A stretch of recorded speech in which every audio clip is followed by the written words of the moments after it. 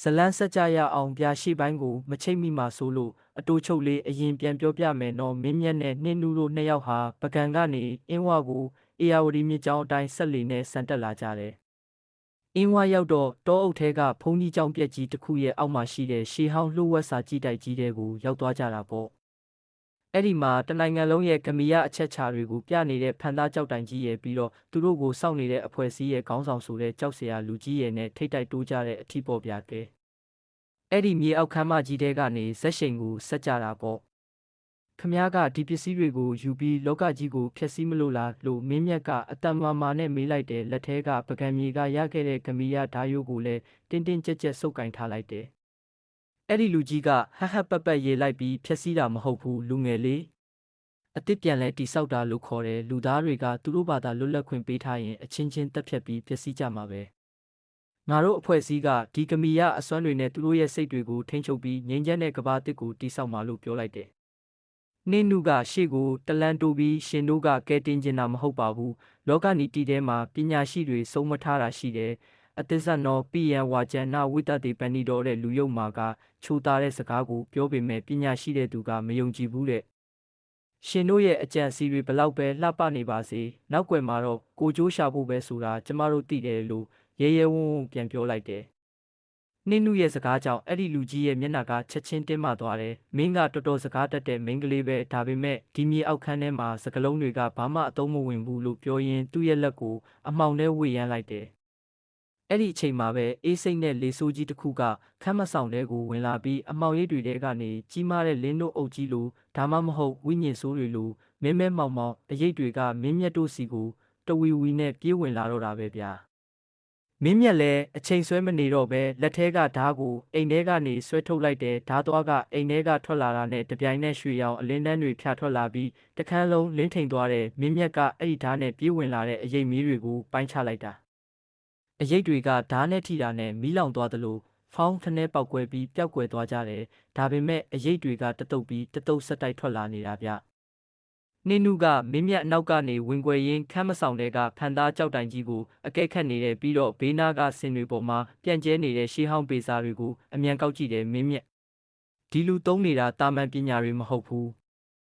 မဟာရာဇဝင်ထဲမှာအင်းဝကိုတီထောင်ခဲ့တဲ့သတို့မင်းဖျားလက်ထက်ကလေးကမြို့တော်ကိုရန်သူတွေမကတ်နိုင်အောင်စီရင်ခဲ့တဲ့ကာလာရက်ခတ်ဆိုတဲ့ဘီလူအင်းတွေပဲသူကအဲ့ဒီအင်းတွေကိုအလွဲသုံးစားလုပ်နေတာဒီအင်းတွေကိုချိဖြတ်ဖို့ဆိုရင်ဖန်သားကြောက်တိုင်တွေကအလင်းကိုပြောင်းပြန်လဲမှရမယ်လို့နှင်းနုကပြောလိုက်တယ်။အဲ့ဒါကိုဘလို့လုပ်ရမှာလဲနှင်းနုလို့မင်းမြက်ကဓားကိုခုတ်ပိုင်းရင်မောဟိုက်တဲ့အတန်နဲ့လှမ်းမိတယ်။နှင်းနုကခဏစဉ်းစားလိုက်ပြီးအဖေဖြစ်သူတင်ပေးခဲ့တဲ့လောကီပညာအခြေခံတွေနဲ့မဟာရာဇဝင်အချက်လက်တွေကိုပေါင်းစပ်တွေးကြည့်တယ်မင်းမြက်။ရှင်းရဓားကတရားဆောင်တဲ့ဓာပဲလောကနီတိမှာဓမ္မဟဝေယခတိဓမ္မစာလို့ဆိုတယ်လေ။တရားဆောင်သူကိုတရားကပြန်ဆောင်လျှောက်တဲ့ရှင်ရဲ့ဖြူစင်တဲ့စိတ်တိုင်းပြည်အမွေအနှစ်ကိုကာကွယ်ခြင်းတဲ့တီလာကိုအာယုံပြုပြီးဓာဖျားကိုအဲ့ဒီဖန်သားကြောက်တိုင်ရဲ့အလဲဘဟုကိုချိန်လိုက်ပြီးရင်ကြောက်တိုင်တွေကစွမ်းရည်တွေကိုဓာထဲကိုစုပ်ယူလိုက်မင်းမြက်ကနှင်းနုရဲ့စကားကိုကြားတော့တစ်ချက်လှည့်ကြည့်လိုက်တယ်နှင်းနုရဲ့မျက်ဝန်းတွေထဲမှာအဖေဆုံးရှုံးခဲ့ရတဲ့နာကျင်မှုတွေအလွမ်းတွေပြီးတော့အခုဒီလိုဝက်ချက်ကိုကာကွယ်ခြင်းနဲ့ပြင်းပြတဲ့ဆန္ဒတွေကိုသူ့အတိုင်းသားမြင်နေရတယ်မင်းမြက်ကအရေးမဲတွေကိုတစ်ချက်ခုတ်ထုတ်လိုက်ပြီးနှင်းနုအနာကိုကတ်သွားတယ်ပြီးတော့နှင်းနုရဲ့လက်တစ်ဖက်ကိုသူ့ရဲ့ဘဲဘက်လက်နဲ့တင်းတင်းကြပ်ကြပ်ဆုပ်ကင်ထားလိုက်တယ်။ကိုတို့နှစ်ယောက်လုံးအတူတူလှုပ်ကြမယ်နှင်းနုမင်းရဲ့ယုံကြည်မှုကကို့အတွက်ခွန်အားပဲလို့မင်းမြက်ကပြောလိုက်တယ်။အဲ့ဒီအချိန်မှာနှစ်ယောက်သားရဲ့ရင်ထဲမှာကြောက်ရွံ့မှုတွေပျောက်ဆုံးသွားပြီးနှွေးထွေးတဲ့မေတ္တာတက်တစ်ခုကအစားထိုးဝင်ရောက်လာတယ်တကယ်ကိုအသက်အန္တရာယ်ကြုံနေရတဲ့အချိန်မှာပေါ်ထွက်လာတဲ့တန်ရောစင်ဆိုတာတိတ်ကိုခိုင်မာတာဗျ။မင်းမြက်ကညာဘက်လက်ကဓားကိုမြောက်ပြီးဖန်သားကြောက်တိုင်ကြီးစီကိုချိန်ရွယ်လိုက်တယ်သူတို့နှစ်ယောက်လုံးမျက်စိမိတ်ပြီးစိတ်ကိုအတက်နိုင်ဆုံးတည်ငြိမ်အောင်ထားကတီလာကိုအာယုံပြုလိုက်ကြတယ်အဲ့ဒီအချိန်မှာဓာဖျားကနေထွက်နေတဲ့ရွှေရောင်အလင်းတန်းကဖန်သားကြောက်တိုင်ကြီးစီကိုတမ်းမတ်စွာသွားမှန်တော့တာပဲလူကြီးကအခြေအနေမဟန်တာကိုရိပ်မိသွားတယ်ဟေ့ကောင်တွေရက်လိုက်ဆန်းမင်းတို့ဘာလုပ်နေတာလဲလို့အော်ရင်သူ့လက်ထဲကအနက်ရောင်ကျိန်လုံးတစ်ချောင်းကိုထုတ်ပြီးမင်းမြတ်တို့စီပြေးဝင်လာတယ်ဒါပေမဲ့နောက်ကျသွားပြီဗျကြောက်တိုင်ကြီးတဲကမြေပုံပေါ်မှာလင်းလက်နေတဲ့အစိမ်းရောင်အလင်းဆက်လေးတွေကတဖြည်းဖြည်းရွေ့ရှားလာပြီးမင်းမြတ်ရဲ့ဓာဖျားစီကိုစီးဆင်းလာတယ်။ခ ခမ်းမဆောင်တစ်ခုလုံးဟာလေပြင်းမုန်တိုင်းတိုက်တယ်လို့ဝုန်းဝုန်းညံ့သွားပြီးစင်ပေါ်ကပေစာတွေပူရပိုက်တွေကလေထဲမှာလွင့်ပြန်ကုန်တယ်လူကြီးပြေးဝင်လာတဲ့အချိန်မှာဓာတ်စီကနေရောင်ပြန်ဟပ်ထွက်လာတဲ့ကြီးမားလာတဲ့အလင်းလိုင်းကြီးတစ်ခုကသူ့ကိုရိုက်ချလိုက်တယ်လို့ဖြစ်သွားတယ်အာဆိုတဲ့အော်တန်ကြီးနဲ့အတူအဲ့ဒီလူကြီးဟာခမ်းမဆောင်ရဲ့အနောက်ဘက်နံရံစီကိုလွင့်စင်သွားပြီးမှောင်ရိပ်ထဲမှာပျောက်ကွယ်သွားတော့တာပဲအဲ့ဒီအလင်းအားကြီးကြောင့်ဖန်သားကြောက်တိုင်ကြီးဟာလည်းအကွဲကြောင်းတွေထလာပြီးကျွတ်ဆိုတဲ့အတန်တွေနဲ့အတူပြိုကွဲဖို့အစပြိုးလာတယ်မင်းမြတ်ကြောက်တိုင်ကြီးကွဲတော့မယ်မြေအောက်ခန်းလဲပြိုကျတော့မယ်ထင်တယ်ပြေးမြန်ပြေးတော့လို့နှင်းနုကအော်ပြောရင်းမင်းမြတ်ကိုဆွဲခေါ်တယ်မင်းမြတ်ကဓားကိုအိမ်ထဲပြန်ထည့်ပြီးနှင်းနုကိုလက်ကင်ကလှေကားထစ်တွေစီကိုအမြန်ပြေးကြတဲ့အပေါ်ကနေကြောက်ဆိုင်ကြောက်ခဲတွေမြေကြီးတွေကဖွဲကျလာပြီးလှေကားထစ်တွေအတိုင်းအသက်လူပြီးပြေးတက်ရတာကတကယ်ကိုရင်တမမပဲဗျအပေါ်ဆုံးလှေကားထစ်ကိုရောက်ပြီးအပြင်ဘက်တောအုပ်လေးတွေကိုသူတို့ကိုလွှတ်ပစ်လိုက်တဲ့အချိန်မှာပဲအနောက်ကမြေအောက်ခန်းကြီးစီကဝုန်းဝဆိုတဲ့မြေပြိုတန်ကြီးကိုကြားလိုက်ရတယ်သူတို့ထွက်လာခဲ့တဲ့ဝင်းပေါက်ကြီးဟာမြေကြီးတွေဖုံးလွှမ်းပြီးလုံးဝပိတ်ဆို့သွားတော့တာပါပဲဖုံတော်ကတဲတွေကြားထဲမှာမင်းမြတ်နဲ့နှင်းနူတို့နှစ်ယောက်မြေပြင်ပေါ်မှာပက်လက်လန်ပြီးအမောဖြေနေကြတယ်သူတို့တကိုယ်လုံးလဲချွေးတွေဖုံတွေနဲ့ပေးပွားနေတာပေါ့ဒါပေမဲ့သူတို့မျက်နှာပေါ်မှာတော့အသက်ဘေးကလွတ်လာတဲ့အပြုံးလေးတွေရှိနေတယ်မင်းမြတ်ကနှင်းနုဘက်ကိုလှည့်ကြည့်ပြီးမင်းအစဉ်ပြေရဲ့လားနှင်းနုလို့မေးတော့နှင်းနုကခေါင်းညိတ်ပြရင်းပြုံးတယ်ခဏနေတော့နှင်းနုကသူ့လွယ်အိတ်ထဲကနေပကံမှာရခဲ့တဲ့ပေမူကိုပြန်ထုတ်ကြည့်တယ်အံ့ဩစရာကောင်းတာကပေမူပေါ်မှာအရင်ကရှိနေတဲ့အင်းဝမြေပုံကပျောက်ကွယ်သွားပြီးစာသားအသစ်တွေနဲ့မြေပုံအသစ်တစ်ခုပေါ်လာပြန်ရောဗျာမင်းမြတ်ဒီမှာကြည့်ဦးမြေပုံကပြောင်းသွားပြန်ပြီးဒီတစ်ခါညွန်ပြနေတာကအင်းဝရဲ့အထက်ပိုင်းမဟာရာဇဝင်ထဲမှာအလောင်းမင်းတရားကြီးဦးအောင်ဇေယတီထောင်ခဲ့တဲ့ယတနာသိန်းကကုန်းပေါင်မြေရွှေဘိုဘက်ကိုပြနေတာစာသားလေးလည်းပါသေးတယ်အောင်မြေမှာစိုက်ထူထားသောအောင်တခွန်၏အရေးအောက်တွင်နောက်ဆုံးသောတောချက်ရှိ၏တဲ့မင်းမြတ်ကပေမူကိုကြည်ရင်တက်ပြင်းချလိုက်တယ်ဒီတော့ငါတို့ရဲ့ခီးကမဆုံးသေးဘူးပေါ့ဟိုလူကြီးအသက်ရှင်နေသေးလားမသိပေမဲ့သူတို့ဖွဲ့စည်းကတော့ငါတို့ကိုဆက်ပြီးလိုက်ရှာနေဦးမှာအသေးချပဲကုန်းမောင်မြေမှာရောဘလို့အန်ရယ်တွေဘလို့ပရလောကအဆောင်ရှောက်တွေထက်ရှိနေဦးမလဲမသိဘူးနော်နှင်းနုကမင်းမြတ်ရဲ့ပခုံးကိုအตาလေးမိလိုက်ရင်ဘာတွေပဲလာလေးမင်းမြတ်ရဲ့အမှန်တရားနဲ့တီလာကိုစောင့်ရှောက်တဲ့သူတွေအတွက်အမြဲတမ်းလမ်းပွင့်ပါတယ်အဖေရဲ့ဆန္ဒတွေပြေဝဖို့အတွက်ရောတိုင်းပြည်ရဲ့လှုပ်ဝက်ချက်တွေမတမာသူတွေလက်ထဲမရောက်ဖို့အတွက်ပါငါတို့ဆက်သွားကြတာပေါ့လို့ခိုင်မာတဲ့အတန်လေးနဲ့ပြောလိုက်တယ်ညနေစင်းစာနေကြီးအောက်မှာအင်းဝရဲ့ရှေးဟောင်းအုတ်တိုင်းကြီးတွေကတမိုင်းရဲ့အတန်တိတ်သက်တွေအဖြစ်ရက်တည်နေစေပါမင်းမြတ်နဲ့နှင်းနူတို့နှစ်ယောက်ကတော့နောက်ထပ်စွန်စားခန်းတွေစောင့်ကြိုနေတဲ့ကုန်းပေါင်မြေရွှေဘိုစီကိုခီးဆက်ဖို့အတွက်စိတ်ပိုင်းဖြတ်လိုက်ကြပါပြီဗျာဒီလိုနဲ့ပဲကျွန်တော်တို့ရဲ့ဇက်လိုက်ကျော်နှစ်ယောက်ဖြစ်တဲ့မင်းမြတ်နဲ့နှင်းနူတို့ဟာအင်းဝမြေကနေထွက်လာပြီးမြမရာဇဝင်မှာထင်ရှားလာတဲ့ကုန်းပေါင်ခေရဲ့အစယတနာသိန်းကခေါ်ရွှေဘိုမြေကိုခီးဆက်လာခဲ့ကြပြီဗျာအညာဒေတာရဲ့ပူပြင်းတဲ့နေရောင်အောက်မှာဖုံတထောင်းထောင်းထားနေတဲ့ကားလမ်းလေးတိုင်းသူတို့စီးလာတဲ့ကားလေးကတရွေ့ရွေ့နဲ့လာနေတာပေါ့ကားပြတင်းပေါက်ကနေအပြင်ကိုငေးကြည့်နေတဲ့နှင်းနူရဲ့မျက်နှာလေးကခီးပန်းထားလို့အတော်လေးနွမ်းနယ်နေရှာတဲ့သူ့ရဲ့မျက်ဝန်းတွေထဲမှာတော့အဖေဖြစ်သူကိုလွမ်းဆွတ်တဲ့အရေးအယောင်တွေနဲ့အတူဒီကမိယခီးစဉ်ကြီးရဲ့ဝင်ထုတ်ဝင်ပိုးတွေကအထင်းသားပေါ်လွင်နေတာဗျမင်းမြတ်ကကားမောင်းနေရကနေနှင်းနူရဲ့လက်ကလေးကိုအသားအရလှမ်းဆုပ်ကင်လိုက်တယ်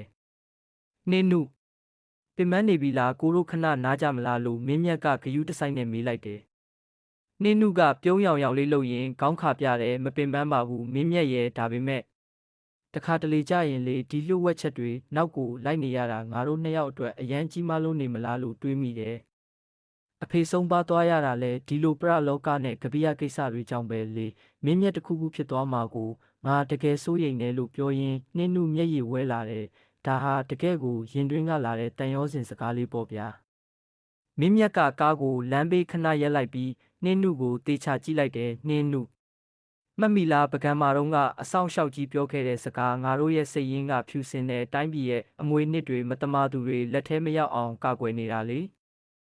ကိုမင်းကိုဘယ်တော့မှအထီးကျန်မဖြစ်စေရဘူးကိုတို့အတူတူအဆုံးထိရင်ဆိုင်ကြမယ်နော်လို့ခိုင်မာတဲ့ကတိစကားကိုပေးလိုက်တယ်ဒီစကားလေးကနှင်းနုအတွက်တော့တကယ်ကိုအားစိတ်တစ်ခွက်ဖြစ်သွားစေတာပေါ့ဗျာဒီလိုနဲ့သူတို့နှစ်ယောက်ရွှေဘိုမြို့ဟောင်းတဲကိုရောက်လာကြတယ်ရွှေဘိုဆိုတာနဲ့မဟာရာဇဝင်ကျမ်းကြီးတဲကအလောင်းမင်းတရားကြီးဦးအောင်စေရရဲ့တမိုင်းကခေါင်းနဲ့တန်းပေါ်လာတာပဲဗျနှင်းနုကကားပေါ်ကဆင်းချင်းမှာပဲ ရာဇဝင်ကိုပြန်ဖောက်တယ်ချပြတယ်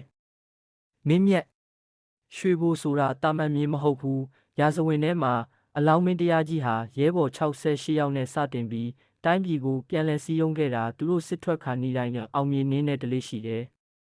ငါတို့ရှာရမယ့်ပေမူတွေကအချက်ကအောင်တခွန်ဤအရေးအောက်ဆိုတော့အဲ့ဒီရှေးဟောင်းအောင်မြင်နေရနာကနေရတစ်ခုခုဖြစ်ရမယ်လို့တွက်ဆပြတယ်သူတို့နှစ်ယောက်မြို့ခံတချို့ကိုစုံစမ်းရင်းနဲ့လူသူအယောက်ပေါက်နေတဲ့တစ်တောအုပ်လေးတစ်ခုတည်းကရှေးဟောင်းစေတီပြက်တဆူစီကိုရောက်သွားကြတယ်စေတီကခြုံရွယ်တွေဖုံးလွှမ်းနေပြီးအတော်လေးကိုဟောင်းလွှမ်းနေပြီဒါပေမဲ့စေတီရဲ့အရှိတ်ဘက်မှာတော့မင်းနဲ့နေတဲ့ကြောက်စာတိုင်ဟောင်းကြီးတစ်ခုရှိနေသေးတယ်ဗျ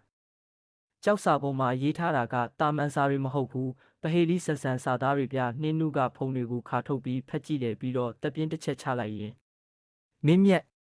လောကနီတီကျန်ထဲမှာစုံမထားတဲ့စကားတစ်ခွန်းရှိတယ်ယတနတ်တိတယံပညာတထံတတကယောတိကုံနဲ့အတိဘယ်ကမိမိမာသာကိုယ်ပိုင်ဉာဏ်ပညာမရှိရင်ကျမ်းစာတွေကဘာလို့ပေးနိုင်မလဲမျက်စိမမြင်တဲ့သူအတွက်မှန်ကအသုံးမဝင်တယ်လို့ပဲတဲ့ဒီကြောက်စာကစာဖတ်ယုံနဲ့အဖြေပေါ်မှာမဟုတ်ဘူးငါတို့ညံသုံးပြီးအကဲခတ်ရမယ်လို့ရှင်းပြတယ်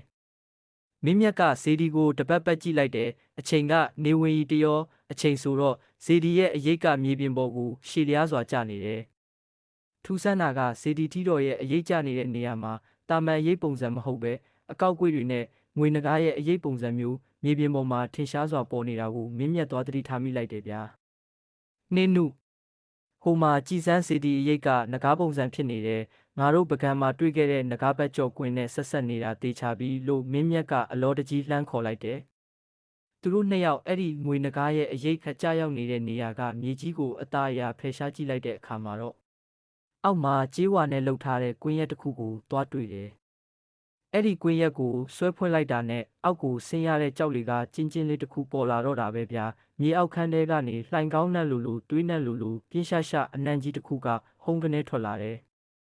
သူတို့ဓမီလေးထိုးပြီးလှေကားအတိုင်းအောက်ကိုဆင်းခဲ့ကြတယ်မြေအောက်ခန်းကအင်းဝမာတော့ကလို့စာကြည့်တိုက်ပုံစံမဟုတ်ဘူးဗျတကယ်ကိုစစ်သူကြီးတွေရဲ့လက်နက်တိုက်ပုံစံမျိုးနေရန်တွေမှာဓားတွေလှန်တွေပြီးတော့ကုန်းပေါင်ခေစစ်တီတွေဝတ်တဲ့တမန်တလင်းအင်ဂျီတွေချိတ်ဆွဲထားတဲ့လေတူးကလည်းအရန်ကိုလေးလံနေပြီးပရာလောကအငွေ့သက်တွေအပြည့်ပဲရုတ်တရက်သူတို့ရှိကလေတူးကတုံခါသွားပြီးမိခိုးငွေတွေစုဝေးလာကလူပုံစံတစ်ခုဖြစ်လာတဲ့အဲ့ဒါကတခြားမဟုတ်ဘူးဗျရင်အုပ်ကျဲခါးတောင်းကြိုက်ထားပြီးလက်ထဲမှာလှန်ရှည်ကြီးကိုကင်ထားတဲ့ကုန်းပေါင်ခေစစ်သူကြီးတယောက်ရဲ့ဝိညာဉ်ကြီးပဲသူ့ရဲ့မျက်လုံးတွေကဒေါသကြောင့်หนีရဲနေပြီးမင်းမြတ်တို့ကိုစိုက်ကြည့်နေတယ်။ရိုင်းဆိုင်လာတဲ့လူသားတွေမင်းတို့ကအောင်မြေရဲ့အဆောင်ရှောက်ကိုကြော်ဖြတ်ပြီးဒီကပီးရလက်နက်တိုက်ကိုဝင်ရဲတဲ့ပေါ့လို့စစ်သူကြီးဝိညာဉ်ကမိုးချင်းတန်ကြီးလိုအော်ဟစ်လိုက်တယ်။ပြီးတာနဲ့သူ့လက်ထဲကလှန်ကြီးကိုဝေရမ်းပြီးမင်းမျက်စီကိုတရှိန်ထိုးပြေးဝင်လာတော့တာပဲ။မင်းမျက်လည်းအမြန်ပဲသူ့ခါကပကံမြေကရခဲ့တဲ့ကပီးရဓာတ်ကိုဆွဲထုတ်ပြီးခုခံလိုက်ရတဲ့အချွင်ဆိုတဲ့တံမဏိချင်းရိုက်ခတ်တန်ကြီးကမြေအောက်ခန်းတစ်ခုလုံးဟိမ့်ထွက်သွားတယ်ဒါပေမဲ့မင်းမြတ်ကပြန်မခုတ်ဘူးဗျဓာတ်ကိုခုခံရုံပဲခုခံပြီးနောက်ကိုဖြည်းဖြည်းချင်းဆုပ်တယ်အဖစစ်သူကြီးကျွန်တော်တို့ကရန်သူတွေမဟုတ်ပါဘူးတိုင်းပြည်ရဲ့လျှို့ဝှက်ချက်တွေကိုလောဘသားတွေလက်ထဲမရောက်အောင်လာရောက်ထိန်းသိမ်းတာပါလို့မင်းမြတ်ကရိုးရိုးသေးသေးပဲရှင်းပြတယ်ဝိညာဉ်ကြီးကရက်တန့်သွားပြီးမင်းမြတ်ကင်ထားတဲ့ဓာတ်ကိုတေချာစိုက်ကြည့်တယ်ဒါကရာဇဝင်ထဲကဖြူစင်တဲ့စိတ်နှလုံးရှိသူမှကင်ဆောင်ခွင့်ရတဲ့တရားဆောင်တာပဲမင်းမှာရန်သူကိုတက်ဖြတ်လို့တဲ့ဒေါသမရှိဘူးဆိုတာငါမြင်နေကောင်းပြီမင်းတို့ရဲ့တတိနဲ့စိတ်ရင်းကိုငါအတိမတ်ပြုတယ်လို့ပြောပြီးလှန်ကိုအောက်ချလိုက်တယ်အဲ့ဒီနောက်ဝိညာဉ်ကြီးကခမ်းမရဲ့အလဲမှာရှိတဲ့ကြောက်ခုံလေးတစ်ခုစီကိုလက်ညှိုးထိုးပြတယ်အဲ့ဒီအပေါ်မှာတော့ရွှေပြားပေါ်မှာအင်းကွက်တွေရေးထိုးထားတဲ့အောင်တကွန်အင်းချက်ခဆိုတဲ့အရာလေးတစ်ခုတင်ထားတာကိုတွေ့ရတယ်နှင်းနုကဝမ်းသာအားရနဲ့တွားယူမလို့လှုပ်တုံးမှာပဲအပြင်ဘက်လေကားထစ်တွေစီကနေထောက်ဆိုတဲ့လေးလံတဲ့ဖက်နှက်တန်တွေနဲ့အတူစကားပြောဆက်ဝါခေထားကီကနေချက်ခနဲအတန်တွေထွက်လာတာကိုအတိုင်းသားကြားလိုက်ရတယ်မြေအောက်ခန်းထဲမှာသူတို့ရှိနေတဲ့အရှင်ဖန်းဆန်းပြန်ခုခံရင်ပြစ်တက်လိုက်ဆိုတဲ့အမိတ်ပေးတန်အကွဲကွဲကြီးတစ်ခုကမြေအောက်ခန်းထဲကိုပဲ့တင်ထပ်ပြီးဝင်လာတော့တာပဲဗျာဟောအင်းဝမာတော့ကလက်လွတ်သွားခဲ့တဲ့အဖွဲ့အစည်းကလူတွေကသူတို့နောက်ကိုတကောက်ကောက်လိုက်လာပြီးအခုတော့အမိဖမ်းဖို့မြေအောက်ခန်းဝင်ပေါက်ကိုပိတ်ဆို့ထားလိုက်ကြပြီ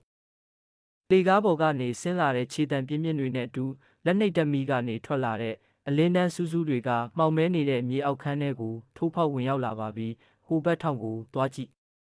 အရှင်ဖန်းဆန်းပစ္စည်းတွေပါတခါတည်းသိမ်းခဲ့ဆိုတဲ့ကြမ်းတမ်းတဲ့အတန်ကြီးကမြေအောက်ခန်းတစ်ခုလုံးဟိမ့်ထွက်သွားတယ်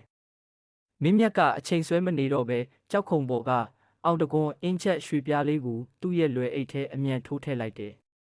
ပြီးတာနဲ့နှင်းနုရဲ့လက်ကိုဆွဲပြီးခမ်းမရဲ့ထောက်မှာရှိတဲ့ကြီးမားလာတဲ့ကြောက်တိုင်ကြီးတစ်ခုရဲ့ကွယ်ရာကိုအမြန်ဝင်ပုံးလိုက်ရတယ်သူတို့အသက်ရှူတန်တွေကမြန်ဆန်နေပြီးရင်ခုန်တန်တွေကလည်းအပြင်ကိုယ်တောင်ထွက်ကြမှတ်တပဲဗျအဲ့ဒီအချိန်မှာလူဆိုး6ယောက်လောက်လက်ထဲမှာတနက်တွေကင်ပြီးခမ်းမထဲကိုဝင်လာကြတယ်သူတို့ကဟိုထိုးတီထိုးနဲ့ရှာနေတော့မှာပဲရုတ်တရက်ခမ်းမထဲကလေထုကရေခဲတမျှအေးဆက်သွားတယ်လူဆိုးတွေရဲ့ပါဇက်ကနေထွက်တဲ့အသက်ရှူငွေတွေတောင်အဖြူရောင်အခိုးငွေတွေဖြစ်သွားတဲ့အထိပဲဗျာဘာဖြစ်တာလဲဟတ်လို့လူဆိုးတယောက်ကအထိတ်တလန့်អော်လိုက်တဲ့အချိန်မှာပဲစောစောကငြိမ်သက်သွားတဲ့ကုန်းပေါင်ခေစစ်တူကြီးရဲ့ဝိညာဉ်ကြီးကလေထဲမှာပြပြပြင်းပြင်းကြီးပြန်ပေါ်လာတော့တာပဲစစ်တူကြီးရဲ့မျက်လုံးတွေကမိခဲတွေလိုနီရဲနေပြီးသူ့ရဲ့ဒေါသကမြေအောက်ခန်းတစ်ခုလုံးကိုတုန်ခါသွားစေတယ်ငါအရှင်သခင်အလောင်းမင်းတရားကြီးရဲ့အောင်မြေကိုမင်းတို့လိုလူရန်ကားတွေဖျက်ဆီးခွင့်မရှိဘူးဆိုတဲ့မိုးချင်းတန်ကြီးလိုအတန်ကြီးထွက်လာပြီးတာနဲ့စစ်တူကြီးကသူ့လက်ထဲကလှန်ကြီးကိုမြေကြီးနဲ့ဒုံခနဲ့ဆောင်းချလိုက်တယ်။ဟောဗျာအဲ့ဒီမှာတင်ထူးဆန်းတဲ့အဖြစ်အပျက်တွေစတော့တာပဲနိုင်ရန်မှာချိတ်ဆွဲထားတဲ့ရှေးဟောင်းဓာတ်တွေလှန်တွေကသူ့အလိုလိုတုန်ခါလာပြီးလေထဲကိုမြောက်တက်သွားကြတယ်ပြီးတော့လူဆိုးတွေစီကိုမြမိုးရွာချသလိုတဝီဝီနဲ့ပြေးဝင်သွားတော့တာဗျာလူဆိုးတွေလည်းကြောက်အားလန့်အားနဲ့ပြစ်တရေတွေကဆိုပြီးတနက်တွေနဲ့ရန်တမ်းပစ်ကြတော့တာပေါ့ဒို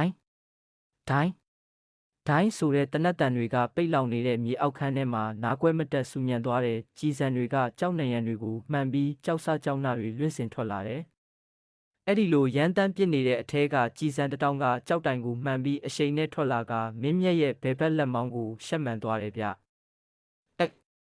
မင်းမျက်စီကတိုးညင်းတဲ့ညီးတွားတန်လေးထွက်လာပြီးလက်မောင်းကနေသွေးတွေစီးကျလာတယ်။မင်းမျက်ရှက်မှန်သွားတာလား။သွေးတွေထွက်နေပြီးနှင်းနုကမျက်ရည်တွေဝဲတက်လာပြီးအလောတကြီးអော်လိုက်တယ်။သူမကဘာမှထပ်မစင်းစားတော့ပဲသူမလယ်ပင်မှာပတ်ထားတဲ့ပိုးဝါလေးကိုအမြန်ဖြဲဆုပ်လိုက်ပြီးမင်းမျက်ရဲ့လက်မောင်းကဒဏ်ရာကိုတင်းတင်းကြပ်ကြပ်စီးပေးရှာတယ်။ပတ်ဝန်းကျင်မှာတနက်တန်တွေစူညံနေပြီးတေးရေးရှင်ရေးတိုက်ပွဲဖြစ်နေပေမဲ့ဒီထောက်လေးထဲမှာတော့သူတို့နှစ်ယောက်ရဲ့စိုးရိမ်မှုတွေတန်ရောစင်တွေကအထင်သာပေါ်လွင်နေတာပေါ့ဗျာမင်းမြတ်ကနှင်းနုရဲ့လက်ကလေးကိုပြန်အုပ်ကင်လိုက်ပြီးကိုဘာမှမဖြစ်ဘူးနှင်းနုမကြောက်နဲ့နော်မင်းဘေးကင်းဖို့ကအဓိကပဲလို့ပြုံးပြရင်အားပေးတယ်နှင်းနုကမျက်ရည်တွေကိုကိုတုပ်လိုက်ပြီးစိတ်ကိုအတင်းတည်ငြိမ်အောင်ထားလိုက်တယ်ပြီးတော့မင်းမြတ်ရဲ့နာနာကိုကပ်ပြီးတိုးတိုးလေးပြောတယ်မင်းမြတ်လောကနီတိမှာဆုံးမထားတာရှိတယ်လေအာဗရာဒုခမန်စညာတဲ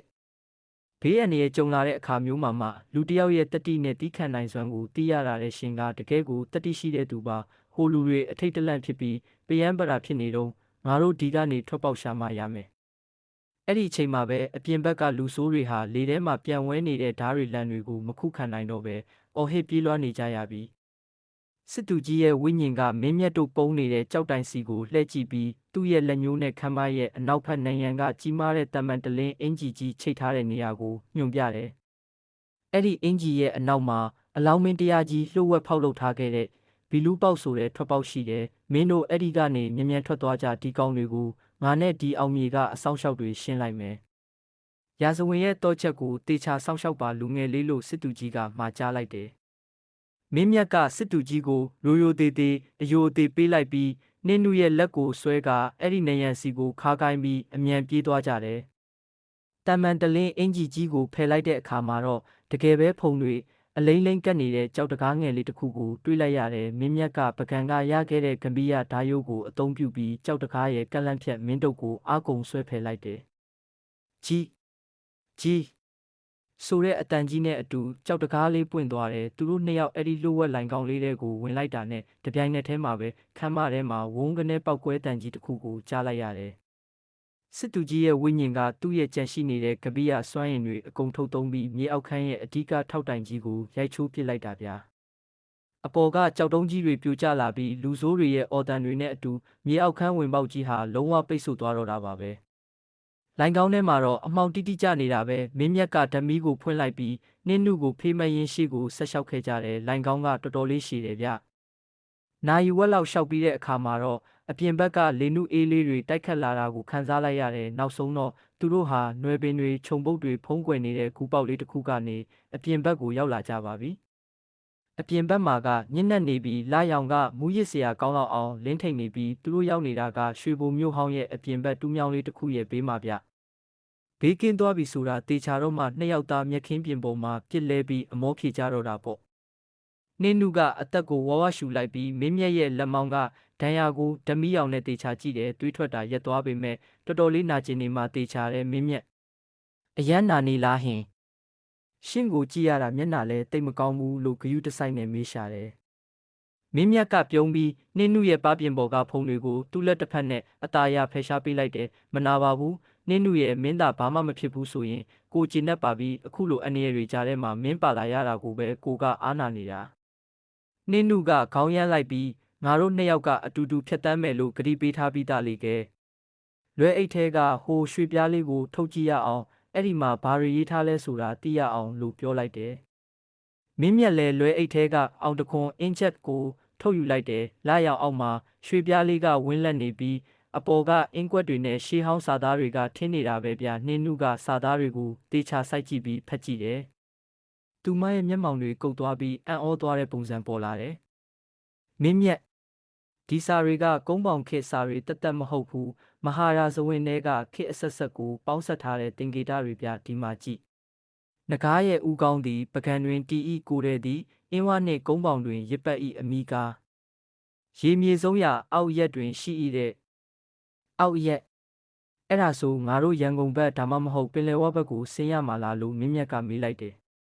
ဟုတ်တယ်မင်းမြက်ဒီအဖွဲ့အစည်းကလူတွေလည်းဒီအချက်ကိုသိသွားရင်ငါတို့ထက်အရင်အောက်ပိုင်းကိုဆင်းကြမှာပဲငါတို့မြင်မြန်ပြင်ဆင်မှရမယ်မြမရာဇဝင်ရဲ့အကြီးမားဆုံးကပီးရလှုပ်ဝက်ချက်ကရန်ကုန်ဒါမှမဟုတ်ပကူးဘက်ကရှေးဟောင်းစေတီတဆူစီမှာရှိနေနိုင်တယ်လို့နှင်းနုကအတည်ပြုလိုက်တယ်ကဲဇလန်းကတော့အညာမြေကနေအောက်ပိုင်းဒေသစီကိုကူးပြောင်းမှုအကြောင်းဖန်လာပြန်ပြီးပြဒီညအတွက်တော့သူတို့နှစ်ယောက်တူးမြောင်းဘေးကလာရောက်အောက်မှာခဏတစ်ဖြုတ်အနားယူကြအောင်ပါပေါ့ကဲ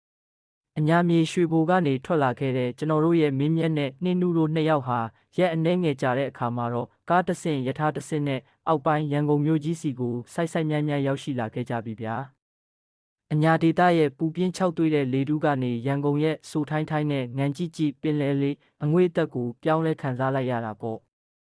မြို့ပြရဲ့စူညံတန်တွေကားဟွန်းတန်တွေနဲ့လူတွေရဲ့ပြာရာခတ်နေတဲ့လှုပ်ရှားမှုတွေကသူတို့ဖြတ်တန်းခဲ့တဲ့ပကံအင်းဝရွှေဘူမြေအောက်ခန်းတွေတဲကတိတ်ဆိတ်ငြိမ်သက်မှုတွေနဲ့တော့တကယ်ကိုဆန့်ကျင်ဘက်ပါပဲရန်ကုန်မြို့လေကလူသိမ့်မရှုပ်တဲ့တဲခုခန်းလေးတစ်ခုမှာသူတို့နေရာယူလိုက်ကြတဲ့မင်းမြက်ရဲ့လက်မောင်းကဒဏ်ရာကိုလည်းစေးကမ်းမှတေချာတန့်စင်ပြီးပတ်တီးအစ်စ်လဲလိုက်ရတာပေါ့ဒဏ်ရာကတိတ်မနှက်ပေမဲ့အတော်လေးတော့နာကျင်နေသေးပဲဗ